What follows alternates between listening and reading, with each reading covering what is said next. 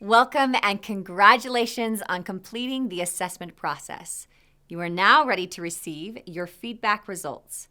We want you to think of the feedback you are about to receive as a gift. We have all received gifts that are perfect for us. They are the right color, style, and size, and we have all received gifts that do not fit us perfectly or meet our specific tastes. But in almost all cases, we know that the giver of those gifts had good intentions. As you receive your gift of feedback, we urge you to assume positive motives. Our goal for this briefing is to share some information that will be helpful as you review your personal feedback report. While reviewing your feedback, you will likely experience a wide range of emotions: pride, surprise, confusion, and even anger. This is especially true if you've never received feedback of this kind before. If you find that you experience such strong emotions, know that you're not alone. Also know that with a bit of time, you will gain a more relaxed perspective.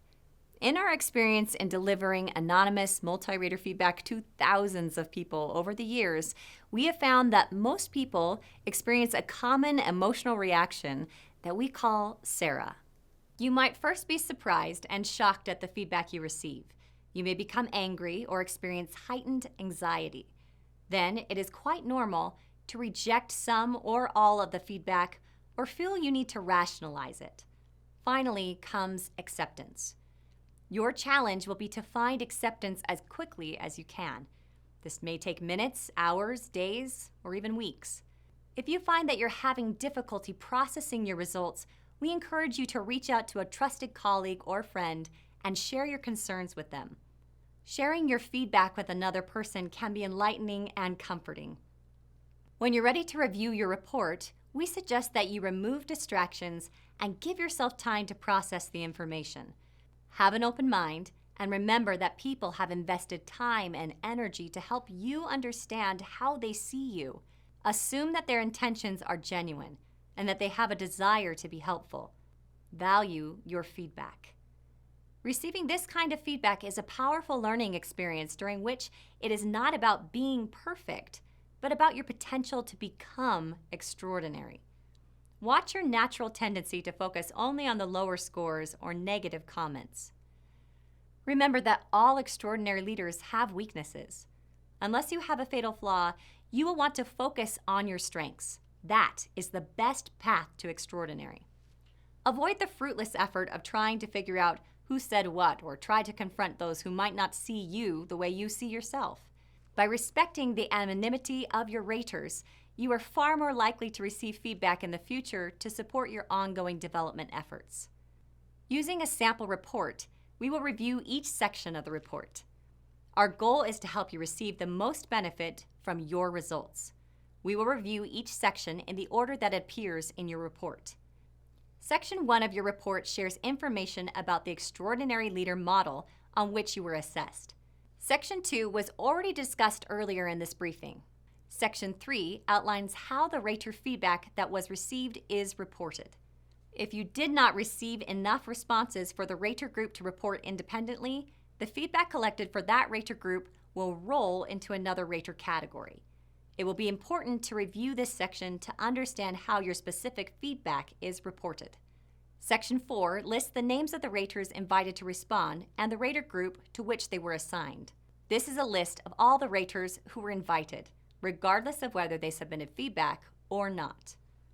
Section 5 explains how your results are calculated and displayed. The total score refers to the average scores of all rater groups, excluding your self-scores. Total scores do not include don't know, not applicable, or missing responses. Section 5 also explains the norms against which your scores are compared. The triangle symbol indicates the location of the 90th percentile norm. The square symbol indicates the location of the 75th percentile norm. You will see these markers throughout your report. Why the high benchmark? Our research tells us that extraordinary leaders make a significantly better impact on organizational results than average leaders. This distinction between average and extraordinary performance is key to your development journey. To help explain the purpose for these high benchmarks, let's look at an example. This graph shows an individual's scores, which are the blue bars, compared to the average scores of global leaders, which is the line graph. It may appear that the individual is performing well.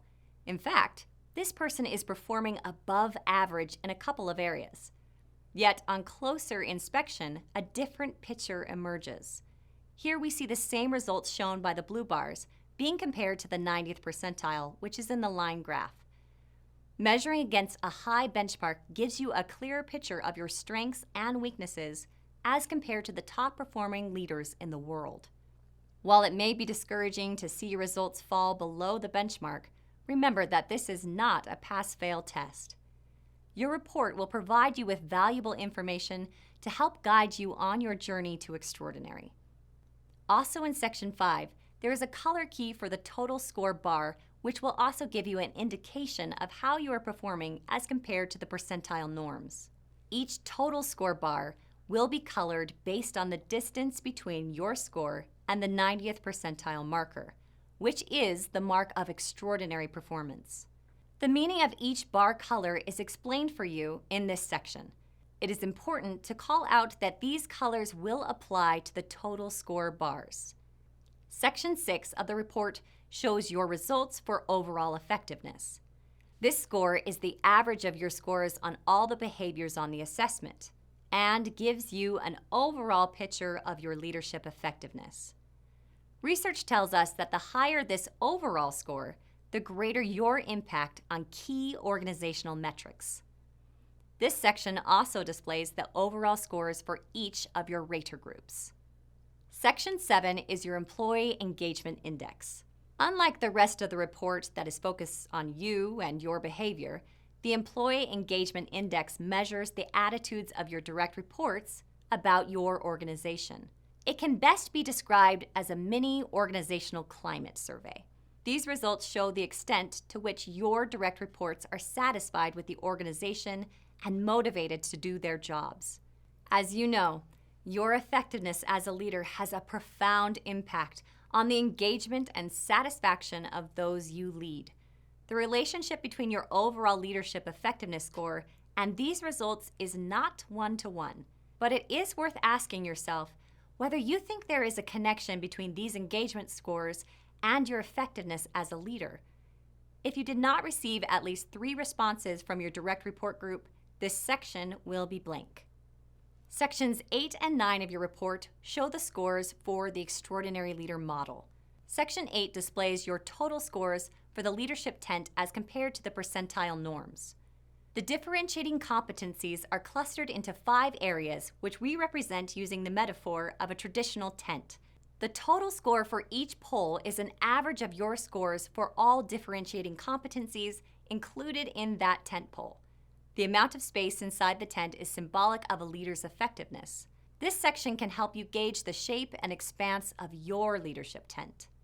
In Section 9, the color key for the total score bar is repeated so that you can easily see the meaning of each score bar. In this section, the differentiating competencies are ranked from highest to lowest based on how your total score compares to the percentile norms. Those competencies at the top of the list are the competencies on which you scored most favorably as compared to the percentile norms. The competencies are not ranked in numerical order according to your total score. To help explain this distinction, let's look at 2 competencies on this report sample. Let's look first at the competency takes risks. In this example, the person scored a 4.41 on takes risks, putting it at the top of the list as a profound strength. This person scored a 4.50 on the competency takes initiative. Yet takes initiative, the higher scored competency, is lower in the rankings. Why might this be?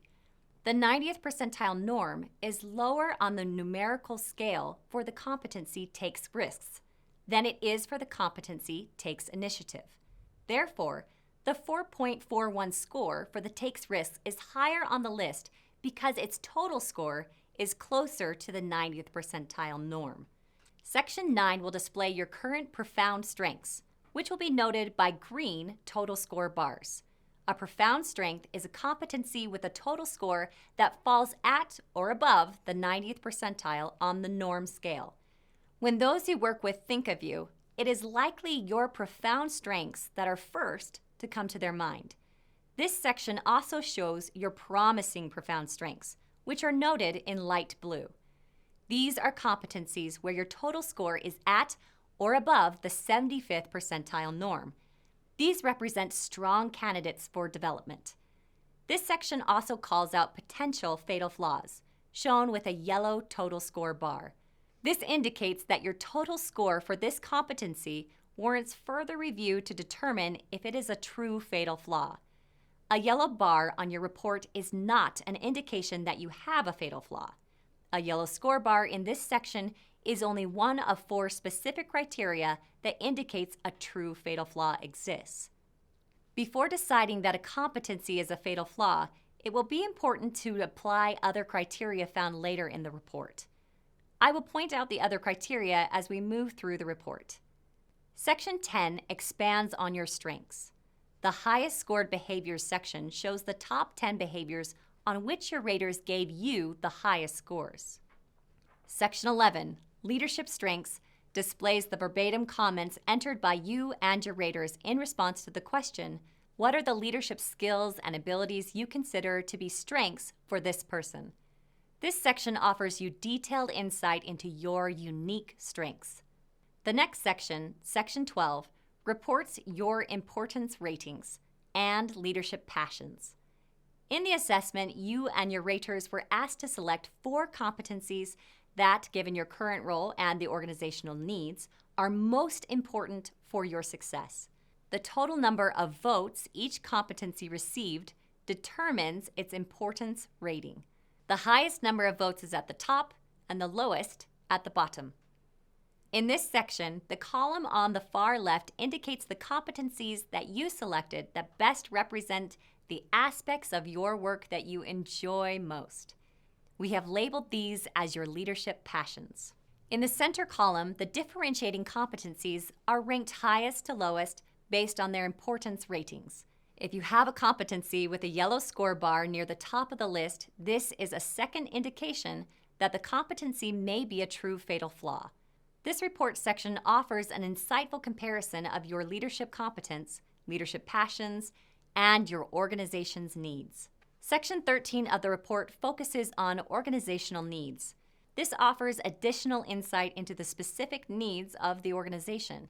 You and your raters were asked the question, what leadership ability, if done exceptionally well by this person, would have the most significant impact on the productivity or effectiveness of the organization? These are the verbatim comments received. Use this information to corroborate the importance ratings in the previous section. Sections 14 and 15 of your report offer information on potential critical weaknesses. This section, Lowest Scored Behaviors, lists the 10 behaviors on which you were scored the lowest by your raters. If several of the behaviors on this list measures a competency that has been flagged as a potential fatal flaw, this would be a third indication that the flagged competency may be a fatal flaw. The potential fatal flaws section displays the verbatim responses received from you and your raters on the question, is there anything this person does that might be considered a critical weakness or fatal flaw? While it might be tempting to focus on this section, it is important to remember that minor weaknesses described in this section are not important to your overall development as a leader. If, however, the written comments of your raters in this section point to a competency that has been flagged as a potential fatal flaw, it is the fourth indication that the competency may be a true fatal flaw. Weaknesses that may be noted in this section but do not meet the criteria previously described are most likely not fatal flaws. The gap analysis section of your report displays the meaningful gaps between you and your raters' scores. We all have difficulty accurately judging our own performance. One value of multi-rater feedback is that it allows us to compare how we see ourselves with how others see us. In this section, a meaningful positive gap indicates that you scored yourself lower than your raters scored you on that competency, and that the gap between those two scores is statistically meaningful. These are strengths that others see in you that you may not see in yourself. A meaningful negative gap is the opposite. You scored yourself higher than your raters scored you. These are areas where you may have a blind spot in how you see your performance within that competency. The last section of your report is the largest section of the report. It contains the detail for the results presented in other sections. This information is presented to you in the order of the Extraordinary Leader Competency Model. In this section, the column on the far right displays the response frequency of your raters. This is a detailed breakdown of how each rater group responded or scored the behaviors for the competency. The response frequency at the behavior level is the number of raters who selected a specific numerical score when rating that behavior. The response frequency at the competency level is the percentage of raters who selected a specific response on the rating scale across all the competency behaviors. Using the example on the screen, we see that only one peer, which is 11% of the peer group, gave a 3 response or score on the behaviors. You will find the detailed data in this section useful if you wish to drill down on the feedback provided in other sections of your report. This concludes our review of the feedback report. The next step in your development process will be to analyze your personal feedback report. Then you will attend a development planning session or work one-on-one with a certified coach to create a personal development plan. If you have specific questions about your feedback, we encourage you to discuss those questions with your facilitator or coach. If at any point you have questions about your feedback or your development plan, we encourage you to reach out to Zenger Folkman directly by sending an email to the address on the screen. We will respond to you within 24 hours and collaborate with you to get your questions answered. As you review your feedback results and prepare to create your development plan, we remind you to focus on your strengths. If you have a fatal flaw, it will be important to neutralize that quickly. But keep your end goal in mind, which is to develop 3 to 5 profound strengths. This is the best way to enter the ranks of extraordinary leadership. We wish you much success as you continue your development journey.